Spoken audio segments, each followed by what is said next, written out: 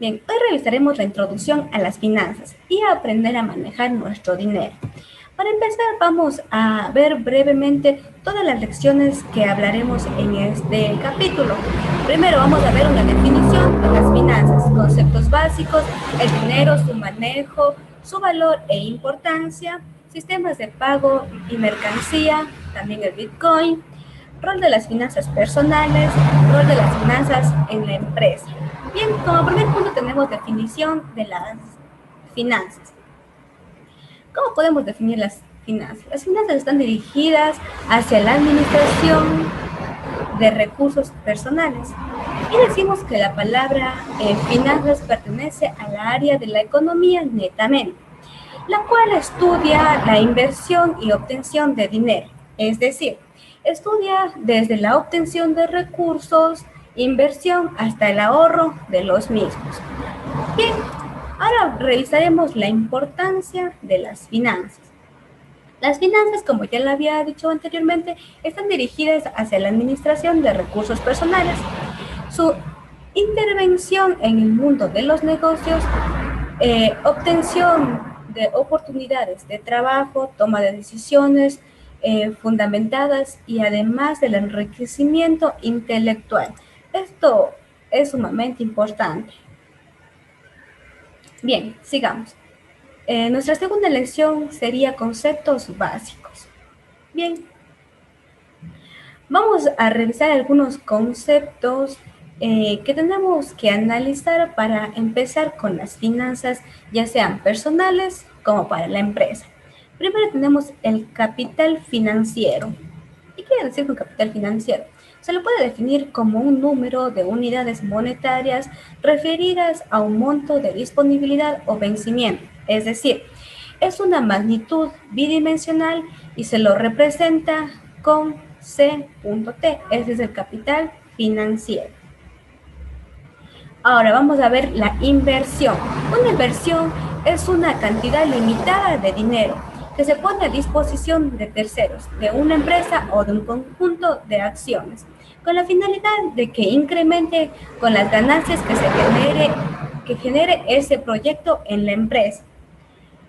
Ahora, como vemos en la imagen de inversión, es el abono, aquel agua que ponemos en nuestra empresa, en este caso es el dinero que nosotros ponemos para nosotros salir y poner a flote nuestra idea de negocio, nuestra empresa o nuestra vida personal. Ahora vamos a hablar sobre el ahorro. El ahorro se llama ahorro al excedente de cualquier bien económico al fin de un periodo. Vulgarmente podemos hablar de la acción de apartar un porcentaje del ingreso mensual. Este puede ser mensual, anual, diario, que obtiene una persona o una empresa con el fin de guardarlo para el futuro.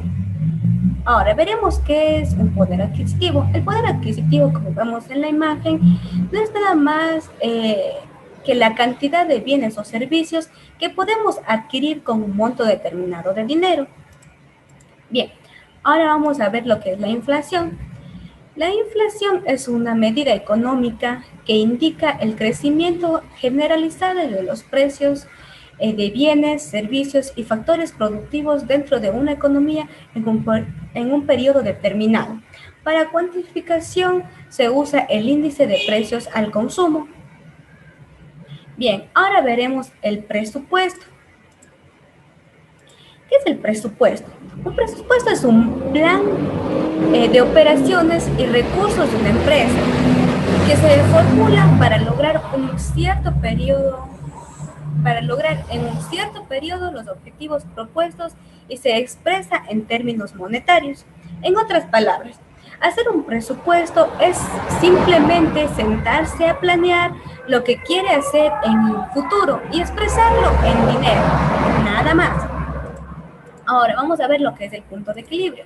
El punto de equilibrio es un concepto de las finanzas que hace referencia al nivel de ventas donde los costos fijos y variables se encuentran cubiertos. Esto supone que la empresa en su punto de equilibrio tiene un beneficio que es igual a cero. Es decir, en pocas palabras, o vulgarmente, no se gana, pero tampoco se pierde. Bien, ahora vamos a ver lo que es la liquidez. La liquidez en los negocios es la facilidad con la que un activo puede ser convertido en dinero.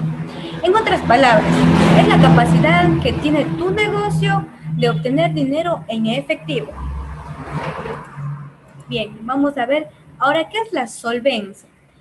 La solvencia económica es básicamente la capacidad que tiene una persona de atender las obligaciones adquiridas. También se puede decir que es el respaldo con el que se cuenta para obtener para atender, sus necesidades. Bien, ahora vamos a hablar sobre la rentabilidad. La rentabilidad en cualquier acción económica es la que movilizan una serie de medios, materiales, recursos y recursos financieros con el objetivo de obtener una serie de resultados. Es decir, la rentabilidad es el rendimiento que produce una serie de capitales en un determinado periodo de tiempo. Bien, vamos a ver ahora la utilidad y el activo. La utilidad hace referencia a la medida de satisfacción por la cual los usuarios valoran la elección de ciertos servicios o bienes en términos financieros. En el ámbito de las finanzas también se asocia el término utilidad a la ganancia que se consigue a partir de una inversión o una venta. Ahora, veremos el activo. Los activos son bienes, derechos y otros recursos controlados económicamente por la empresa, resultantes de sucesos parados de los que se espera obtener beneficios y rendimientos económicos en el futuro. Bien, ahora vamos a ver lo que es un pasivo y un patrimonio. El pasivo es un término contable que define el conjunto de deudas y obligaciones pendientes de pago, mientras el activo muestra en qué ha invertido una sociedad. El pasivo informa sobre el origen de fondos para realizar dichas inversiones. Ahora, nuestro patrimonio neto. El patrimonio neto de una empresa es la parte residual de los activos de la empresa, una vez deducidos sus pasivos, es decir, es la diferencia entre el valor de sus activos y sus pasivos, incluyendo las aportaciones realizadas por los propietarios en el momento de creación de una empresa o momentos posteriores, así como los resultados acumulados y otras variaciones que le ofrece. Ahora veremos el ingreso. ¿Qué es el ingreso? Un ingreso es un incremento de recursos económicos. Este debe entenderse en el concepto de activos y de pasivos, puesto que es la recuperación de un activo. Los ingresos suponen incrementos en el patrimonio neto de tu empresa. Puede tratarse del aumento de valor de tus activos o la disminución de un pasivo. Bien, esto es en cuanto a los conceptos básicos para las finanzas. ¿Sí? Ahora veremos la lección número 3, que es el dinero, su valor, manejo e importancia de los mismos. Bien, definición de dinero. Primero tenemos que saber qué es el dinero. Existen varias definiciones del dinero en todo el mundo. Y para tomar varios criterios de varios conceptos que se han generado a través del tiempo, podemos decir que es cualquier activo o bien aceptado como pago o medición de valor por agentes económicos para intercambios, además de cumplir con la función de unidad de cuenta y depósitos de valor. En la actualidad existen las monedas y billetes como forma final, como adoptada para la economía, es decir, ahora tenemos billetes, el dólar, anteriores casos del sucre, ahora el bolívar en otros países, etcétera, como medios de pago o de aceptación de recursos. ¿Cuál es la utilidad del dinero? El dinero tiene varias utilidades, de las cuales podemos mencionar. La agilidad del trabajo nos permite los cálculos económicos, pudiendo así establecer comparaciones entre costes y rendimientos, ¿no es cierto? Nos permite expresar bienes heterogéneos en unidades comunes y facilita el comercio. Es lo que podemos decir sobre la utilidad del dinero. Ahora vamos a ver qué es vamos a ver diversas formas de dinero que se han presentado a través del tiempo. Como por ejemplo tenemos como primero el dinero signo. ¿Qué significa el dinero signo? Este está representado por las monedas y billetes fraccionarios. El valor del material con el que se hizo es muy inferior a su valor como dinero. Es decir, que estas monedas y billetes reciben denominaciones sumamente elevadas en comparación al papel o metal con el que se producen. En el caso del dinero signo, el valor es otorgado por la entidad que lo respalda y lo emite. Ahora veremos el dinero de mercancía. En este caso, el dinero puede ser utilizado como mercancía destinada al consumo o al comercio, o bien para utilizar como medio de cambio. De una u otra manera, este medio de cambio posee el mismo valor. Como por ejemplo, si mi billete vale $1, pues yo podré comprar algo que cueste $1. Eso es lo que nos quiere decir. Bien, ahora veamos el dinero de curso legal. El dinero de curso legal es el dinero que un determinado gobierno reconoce como aceptable para cancelar deudas y también como medio de pago. Gracias al apoyo legal, el dinero nacional tiene la posibilidad de ser aceptado en la mayoría de los intercambios. Esto quiere decir que es el dinero que acepta el gobierno en cada país como suyo. Por ejemplo, en el Ecuador, antes se lo consideraba como el sucre, pero en tiempos actuales es el dólar. Ahora, dinero bancario. En este caso, el dinero es el que generan los depósitos bancarios y está compuesto por depósitos a plazo, depósitos de ahorro y los depósitos a la vista. Ahora veremos el dinero bancario. Este dinero, en la mayoría de los casos, es la deuda de alguna institución de crédito. Los depósitos bancarios a la vista que se transfieren con cheques pertenece también a esta clase de dinero. Cuando un individuo firma un cheque, lo que hace es que la deuda se transfiera al banco, quien le dará el dinero al individuo que haya recibido el cheque. Bien, ahora veremos el dinero electrónico, que actualmente se está haciendo más común, ¿sí? Este es el dinero que solo se intercambia electrónicamente. Para esto suelen utilizar el ordenador e internet. Es así que el usuario nunca entra en contacto físicamente con su vendedor o con el dinero. Ahora, por último, veremos el papel físico. Este consiste en un papel cuyo emisor puede ser un banco o gobierno y es él que lo avala para pagar su valor equivalente. A ver, el manejo de dinero. Existen varios puntos que nosotros tenemos que recalcar para el manejo del dinero. Para el primer punto tenemos el presupuesto, con el cual podremos crear y mantener nuestra situación financiera a largo plazo. Se debe tener en cuenta en todo momento los ingresos y gastos. Podemos tener una lista de estos al final de la jornada, ya sea diaria, mensual o anualmente.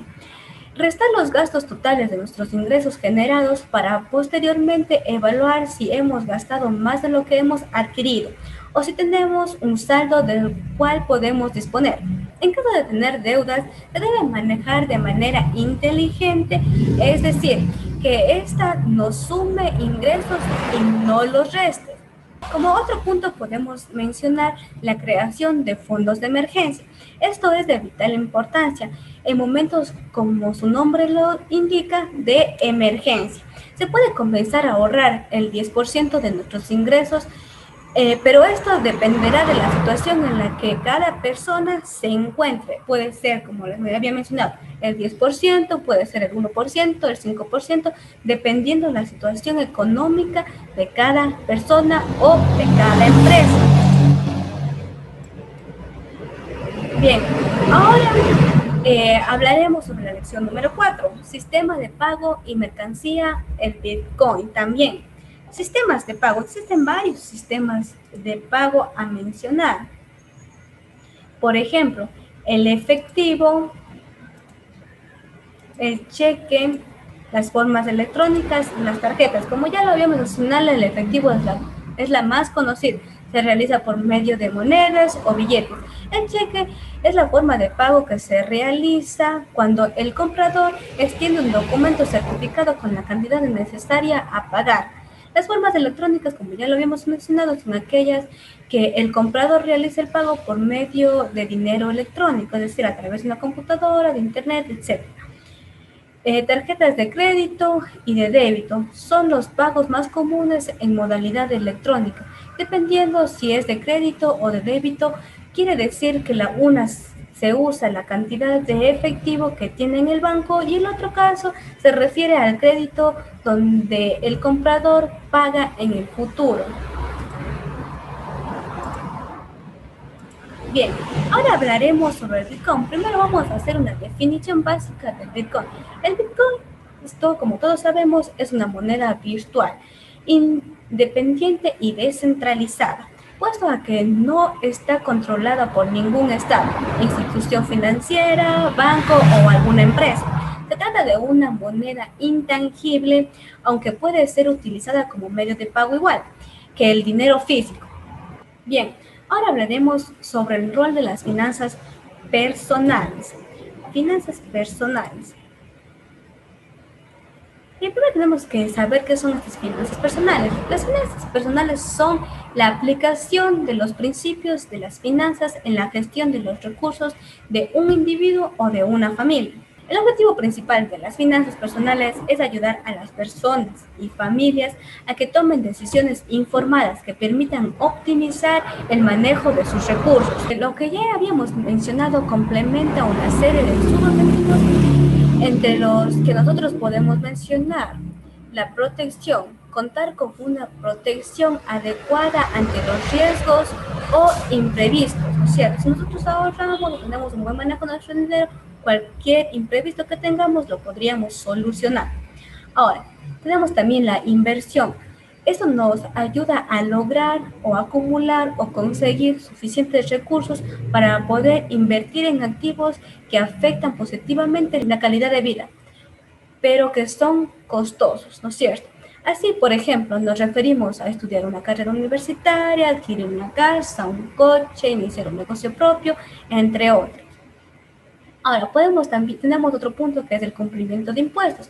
Debemos contar con los recursos para pagar a tiempo los impuestos y otros gastos exigibles por la ley también. También tenemos otro punto en nuestro desarrollo de finanzas personales, la jubilación. La jubilación es mantener los recursos suficientes para poder vivir bien en la etapa de vida en donde dejamos ya de trabajar. Es muy importante, si es que no tenemos un trabajo fijo, ahorrar para tener una jubilación posteriormente, cuando ya, como ya lo había mencionado, cuando ya no podamos trabajar. También tenemos la liquidez. Debemos contar con recursos para financiar nuestras actividades cotidianas, y cualquier otra actividad. Traspaso. Cumplir con el objetivo de dejar recursos a alguna persona u organización tras nuestra muerte. Esto es no tan importante en unas finanzas personales, pero a medida que pasa el tiempo se nos viene presentando este traspaso. Bien, en la familia o en un entorno familiar, el manejo de las finanzas personales será la base para la definición de presupuestos de gastos básicos como la alimentación, el vestuario y el transporte, ya sea público o nuestro propio vehículo. La formación también tenemos la formación de los hijos, la recreación, el entretenimiento, el ahorro para la para la cobertura de gastos imprevistos, como ya lo habíamos mencionado anteriormente. Ahora, cuando no se trata de una familia, sino de una sola persona, debemos tener conocimientos de finanzas personales. Se pueden favorecer las decisiones familiares pensando en planes a largo plazo, como la realización de inversiones que garanticen rendimientos a futuro e ingresos adicionales para el periodo de retiro, la compra de bienes inmuebles con fines de valoración, entre otros. Ahora veremos el rol de las finanzas en la empresa. Bien, las finanzas en una organización es de suma importancia, puesto que tiene como función principal maximizar la riqueza de los accionistas o inversionistas, aplicando estrategias financieras que pueden reducir, controlar y gestionar los distintos riesgos a los cuales está asociado el negocio, así como buscar alternativas de financiamiento para incrementar la rentabilidad de la empresa. Bien, ahora vamos a ver la segunda parte de nuestro capítulo 1, que son las herramientas básicas, perfil de un financiero, finanzas personales, alternativas de financiamiento y cómo invertir. ¿No es cierto? Como primer punto vamos a ver las herramientas básicas. El estado de flujo de efectivo. Se trata de uno de los estados financieros básicos. En este se informa acerca de los movimientos, entradas y salidas de efectivo ocurridos durante un periodo de tiempo y debido a las actividades de la organización. Este es un reporte gerencial que presenta a detalle el origen de los ingresos y el destino o aplicación del efectivo. Como podemos ver en la imagen, tenemos todos los ingresos por recaudos, tenemos los desembolsos por compras, gastos de administración de ventas, impuestos pagados, tenemos venta de un activo fijo, compra de una máquina, tal vez tenemos obligaciones bancarias, obligación a largo plazo, aportes del capital, etc. Ahora veremos el balance de situación. Se trata de un informe que resume los bienes, derechos, obligaciones y capital que se pone en un momento determinado. Como podemos ver en la imagen, un balance de situación de componentes de una empresa S.A. Tenemos los activos, activo no corriente, activo corriente, tenemos un pasivo, tenemos un patrimonio neto, un pasivo no corriente y un pasivo corriente. Al final de este balance de situación, nuestro total del activo tiene que ser igual a nuestro total del patrimonio y de nuestros pasivos, como podemos ver en la imagen. Ahora, vamos a ver sobre los indicadores financieros, BAN y TIR. Ya. ¿Qué se hace referencia al BAN y el TIR? El BAN es el valor actual neto. Este mide el flujo de ingresos y egresos a futuro de un proyecto, obteniendo así, tras restar el valor de la inversión inicial, un aproximado de la ganancia a obtener. ¿Qué es el TIR? El TIR es la tasa interna de retorno de una inversión, comúnmente utilizada para comparar diferentes opciones para inversión y determinar cuál es la más factible. Esta es la tasa de interés con la cual el BAN es igual a 0. Bien, ahora veremos la segunda lección, que es perfil de un financiero. El perfil de un financiero tiene diversos aspectos. Pueden aumentar como pueden disminuir según el autor. Hemos sacado algunos puntos que nos servirán a determinar un perfil de un financiero. Primero tenemos un liderazgo. Un financiero debe ser capaz de comunicarse y expresar correctamente las decisiones de los miembros de su equipo. Esto es muy importante en empresas de todo tamaño, pues todos los miembros de la organización deben sentirse partícipes de las decisiones y el incremento de estas. Segundo, tenemos el conocimiento. Todo financiero debe poseer un conocimiento global del proceso y la operación de su organización. Idealmente, la persona que se encarga de las finanzas debe haber participado en varios de los procesos sobre los cuales tomarán decisiones. Bien, ahora tenemos la estrategia y gestión de riesgos. ¿Qué es la estrategia? Es la experiencia de un director financiero, lo que lleva a tener la capacidad de tomar decisiones prácticas. Todo encargado de finanzas debe aprender de errores anteriores y evitar repetirlos. Gestión de riesgos. Un buen financiero sabe interpretar situaciones de riesgo, analizar el grado de este, las posibles soluciones y tomar las decisiones que afecten menos a la estabilidad de la organización. Ahora, hablaremos sobre la adaptación al cambio y la negociación. La adaptación al cambio. La persona que se encarga de las finanzas debe poseer capacidad de adaptarse a los cambios en su entorno externo como interno, identificando las estrategias mediante las cuales se puede aprovechar este entorno o proteger las finanzas ante amenazas. La negociación. Las finanzas involucran ser capaz de negociar con los diversos actores externos a una organización. Así, un financiero debe entablar relaciones económicas con sus proveedores, empleados y clientes, buscando tratos viables para las finanzas de una organización. Bien, ahora tenemos la ética. La ética en un financiero debe poseer código ético e integridad, pues sus actividades implican una gran transparencia sobre la situación financiera de su organización. Bien, ahora veremos la lección número 3, que son finanzas personales. Dentro de las finanzas personales tenemos lo siguiente: el crédito. Todo sujeto económico posee un historial crediticio, el cual es un factor diferenciador al momento de solicitar préstamos. Es importante mantener actualizado sobre la situación crediticia y mantener pocas deudas de este tipo. El presupuesto.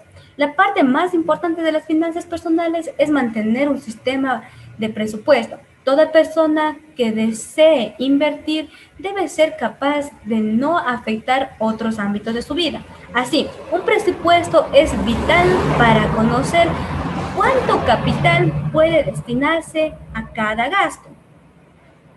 Bien, ahora veremos lo que es el ahorro y el conocimiento.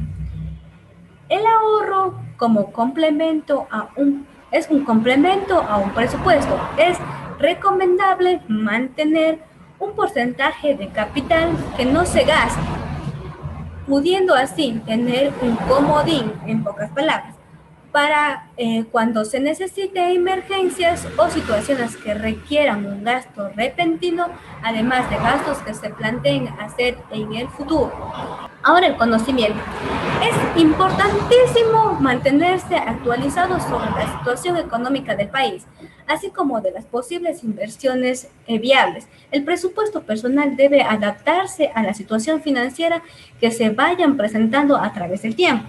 Bien, ahora veremos la lección 4, son las alternativas de financiamiento. Bien, vamos a ver. Para el financiamiento de pymes existen varias posibles fuentes. Bien, como vemos en pantalla podemos mencionar el préstamo. Es el método más común para las empresas. Consiste en solicitar un préstamo a entidades financieras.